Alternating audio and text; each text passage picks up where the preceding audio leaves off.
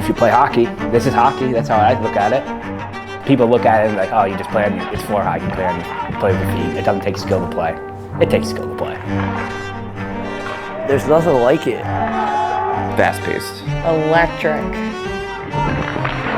Fucking electric. We want these athletes to feel like professional athletes. Part of it's almost showing like the ice hockey world, the roller hockey world, that like this is a legit sport, like this can be played at a high level, it's super competitive.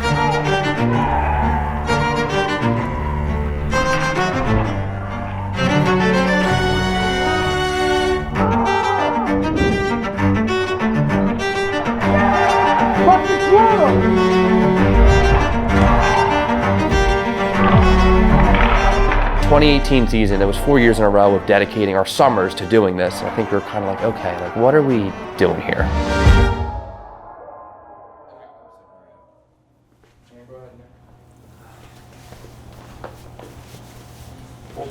I'd always like thought about the idea of a national league for ball hockey. We're absolutely not the first people to think of like that idea. I'm Anthony Sanrocco. I'm from South Jersey, and I am the president of the NBHL. So I'm Gianni Sanrocco. I'm born and raised in South Jersey, and me and Anthony and TJ are the three co-founders of the NBHL. So the NBHL goes back to a league that we had right before it called the EBHL. This is 2015. It's the summer. It was me, TJ, and TJ's brother Pat. Our development in South Jersey is called Kings Grant. They have a hockey rink that no one used, to this day, no one uses this hockey rink. We had a big circle of friends that played hockey, didn't play hockey, and after we were shooting around, we went to Pat and TJ's house. We were sitting in their garage, and we were like, why don't we just like put a hockey league together? So we contacted the community center in Kings Grant, and we said, hey, we'd like to start a hockey league.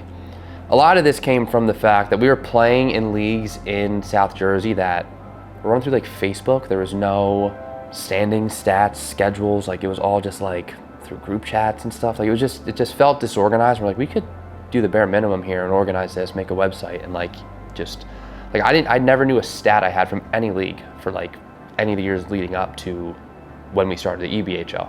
That's what we've tried to do since day one of EBHL and NBHL, is to make it feel like it's professional for our players and people that want to view it and spectate. Anthony's always been really on top of like having stats and records and historical data, so we wanted to make sure that we had all of those things for the EBHL, which at the time was pretty different for ball hockey. Not a lot of people were doing anything like that. It was kind of just like Facebook pages where you would get a post or a notification about your next game, and that was kind of it. So we kind of wanted to like look more legit and have some pictures and some videos and take it a little bit more seriously. People liked what they were doing and how they ran the league and how fun it was, and we started getting more and more people out of town. We started in the summer of 2015. We had a 10-game season, playoffs. It went great, and we kept it organized. We had the website, we had stats. I don't think we even had an Instagram at this point. It was just the website. 2018 season, it was 4 years in a row of dedicating our summers to doing this, and I think we were kind of like, okay, like what are we doing here? Like, are we gonna take this to the next step? Or are we just kind of having fun? Like, what can we do here? And I came up with an outline one day, and I'm like, I think that like if we were able to do this outline, we could actually take this national. The outline basically said that we would move our 4-on-4 league to the Marlton rinks, which is a bigger rink. They had just laid down like the deck tile surface, and we'd make it 5-on-5, and we'd try to get a big sponsorship and try to like promote it as like this amazing league. The added thing we wanted to do, we're like, let's get noticed with this and let's record video of every game. We're like, Premiere Pro we can teach ourselves that. Photoshop, we can teach ourselves that. Like we can do graphics, we can do video editing, and we can have highlights out of every game. We can have final score graphics, upcoming games, stats. It all started right there. It kept developing and getting bigger and bigger. Videos, highlights, graphics, stats, and that was kind of the thing that we thought set us apart at the time, was just the fact that we had standings and stats, because like no other leagues around us were doing that. And then we kind of just kept taking that to the next level year in and year out. So what I love about what NBHL does is this world is all about social media, and like NBHL is huge on it. Hines carried the middle of the frame, and then later on, now we're right back to it. It's Orcas, there's a shot. Weiss on the backhander, and they score! Now with the NBHL, you can just tell people, hey, come watch on YouTube. Come to your local rink. There's games every weekend throughout the summer. The social media part is my favorite part about the NBHL. People are able to, see the sport. And they score! It's over! It's over! The Orcas win! And they are your women's elite champions! We would meet in my office every Tuesday, me, Gianni, and TJ. We'd edit every game, do graphics for every game, and then we'd post it on our social medias throughout the week. Because we want these athletes to feel like professional athletes pretty much. This is just a rec sport that they're playing, and they never thought much of it their whole lives, just playing for fun. But we have the opportunity to make them look and feel like professionals, with the graphics and the pictures and just the whole setup. I think part of it's almost showing like the ice hockey world, the roller hockey world, that like this is a legit sport, like this can be played at a high level, it's super competitive. We got a sponsorship from Bauer, which was really big. They gave us hats, like 20 hats for the champions and like 100 hockey balls. And we're like, okay, like we don't really care what you get. Can we just put your name on stuff? And they're like, yeah, put Bauer on our jerseys, everything. So we're like, all right, cool. We started getting hooked up with USA Ball Hockey around 2019. USA Ball Hockey was just forming at that time. They were the new governing body. There was one prior. Director of Hockey Operations, Corey Hirsch, reached out to us on our page like, hey, like, who are you guys? Like, what is this? Like, what's going on? And we were like, hey, so we're the EBHL. We're doing highlights of every game. And we're like, we think we can take this even further with the right connections. We don't know the people in other areas. We communicated with them throughout the entire season, and I made outlines and sent it to them, and we were back and forth on what was going to happen. And then I remember Corey called me one day. He's like, let's do this. Let's make the National Ball Hockey League. We'll use we're using your outline, your rules. You guys will run it. You'll be the first sanctioned league by USA Ball Hockey, and we'll make a countrywide league. And I'm like, all right, let's do it. So The idea was to start in 2020, and the NBHL started in 2021 after COVID. I feel like we took the community that was already here and we've kind of just exploded it. There's so many more people that are coming out of the woodwork. the skill level just amped up, and the competition was great. There's nowhere that they could go where we couldn't take our model and give it to them and say, hey, this is how you could run a league and play ball hockey and kind of connect everyone all across the country like how we've always wanted to.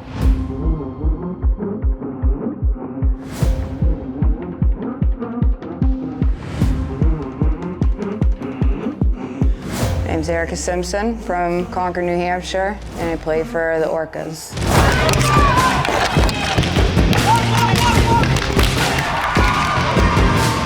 My name is Shannon Taylor. I play for the Orcas.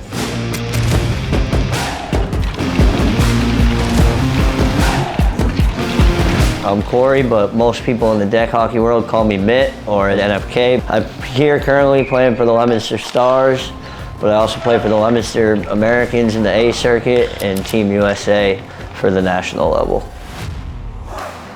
I'm Denny Schlegel. I'm 37 years old. I'm from South Buffalo, New York, and I play for the Buffalo 716ers.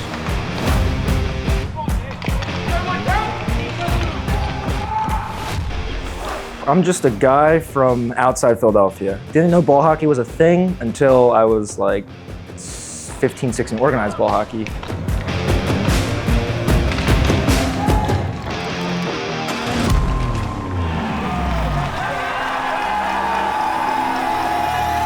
Hockey, I got introduced to when my dad took me to Flyers games when I was 6 or 7.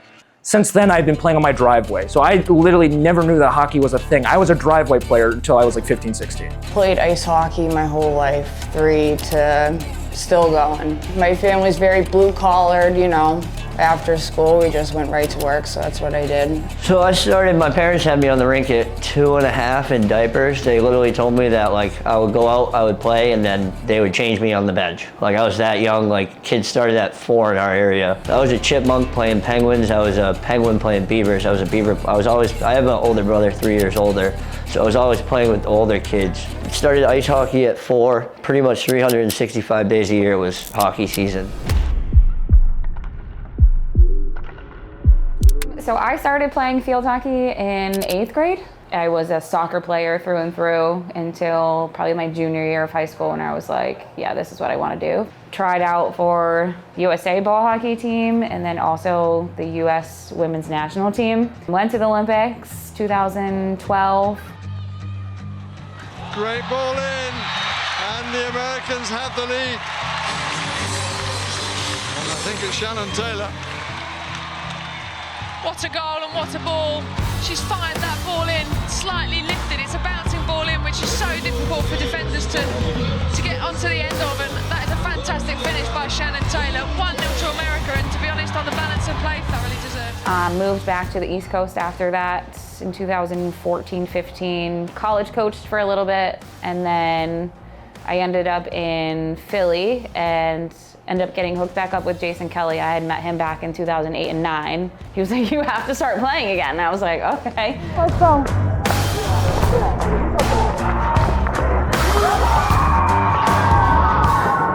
Grew up playing ice hockey. Ice hockey, played a little in college, then I was big in the roller. Big travel roller, all that. My buddies set me, like, local rinks, come play ball hockey, floor hockey, whatever you want to call it. Okay, I will, I'll try it out. Loved it.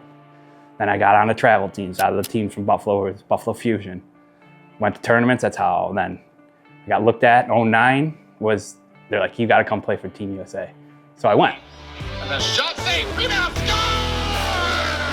Dennis Schlegel puts it in, and the United States is on the board, 3-1. I tried baseball, it's too boring. You just sit around, I need energy, I need the speed, so it was deck hockey 3 times a week. Ice hockey season was 5-6 times a week, and I was just playing and playing. Tier 1 generally have some level of hockey background, whether it is playing street hockey from a young age, playing ice hockey, or playing like another sport at a high level and then transitioning over. With ball hockey, you have the opportunity to basically play the same sport just without the skates. And I think skating is a huge barrier to entry for ice hockey.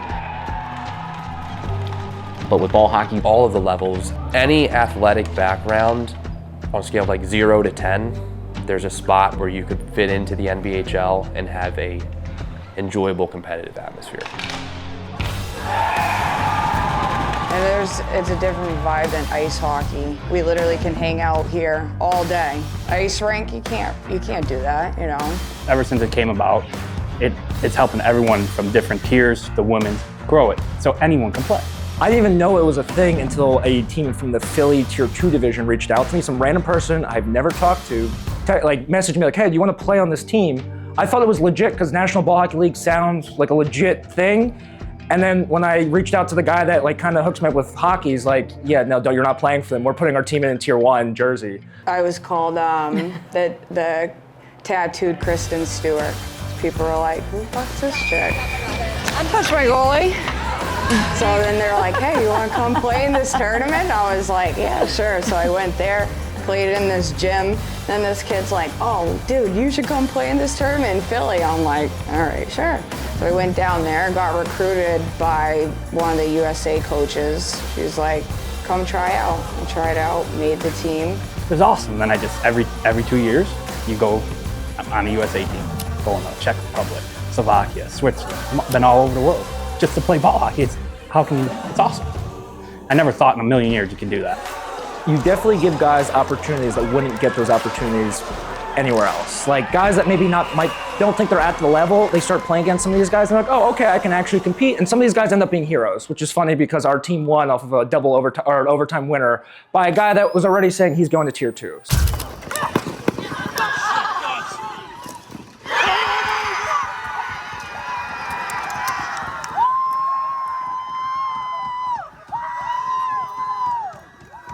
So like, it's great to stuff like that. But they have tier 3 now too, so you have people that weren't even playing at all playing, which is good.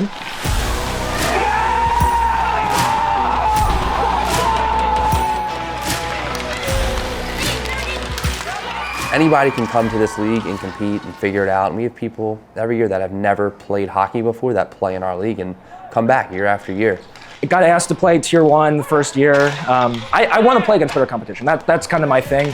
You're never going to get better if you just play against guys your level, lower than your level. So a lot of these guys, I had no idea who they were. Like, oh, USA, USA, USA. I'm like, oh, cool, I'll play against them. It doesn't really matter who they are. Like, they're still players. No one's McDavid out there, so, you know, they're not going to blow right by you. And it was good. I mean, we were competitive the first year. Yeah, so competition was good right out of the gate. Yeah, the barriers to entry for ball hockey are, you know, it's nothing. It's, you know, you need shin pads, a stick, and gloves, and you're good to go. And I think this is a really easy way and fun way for someone that's never played hockey to try it out. You're a Hall of Famer. American ball hockey. Yeah, International Ball Hockey Hall of Fame, which is crazy. I never thought they had something like that. And I get a text like a week before the tournament. We are going to induct you into our Hall of Fame. That's sick. I never in a million years would have thought I would get there. And to be an American player, be the first American player, men's player to get in there, can't beat it. It's just something I can always look back on, like, I had a great run. Ball hockey brought me around the world and made me into the Hall. I'm in the Hall of Fame of ball hockey. How? Like, how? I never thought in a million years there's some kind of ball hockey Hall of Fame.